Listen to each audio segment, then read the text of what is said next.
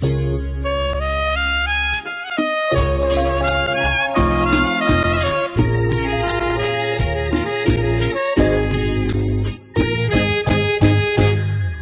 កគ្រូពេទ្យអើ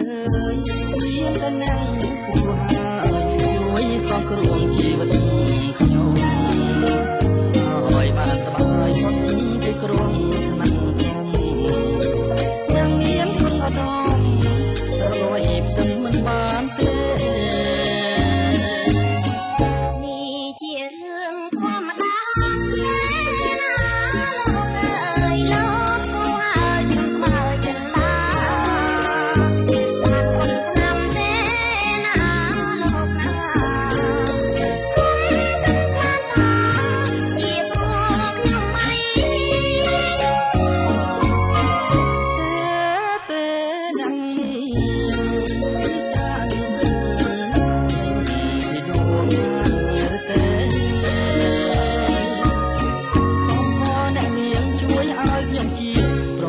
ឆ្នាំពេទ្យទៀតផងណាថា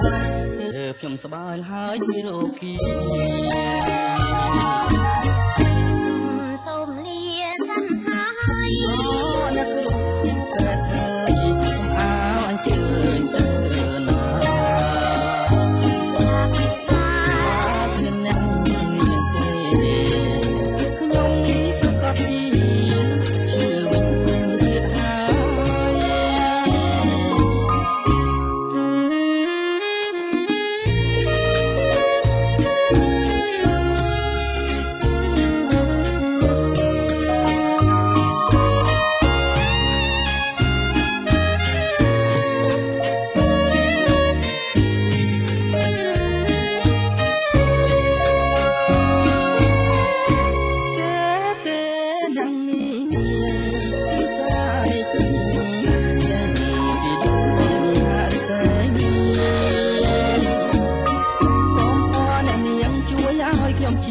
ព្រមទាំងថ្នាំពេទ្យទៀតផងណាថ្លៃទើបខ្ញុំសប្បាយហើយពីរោគី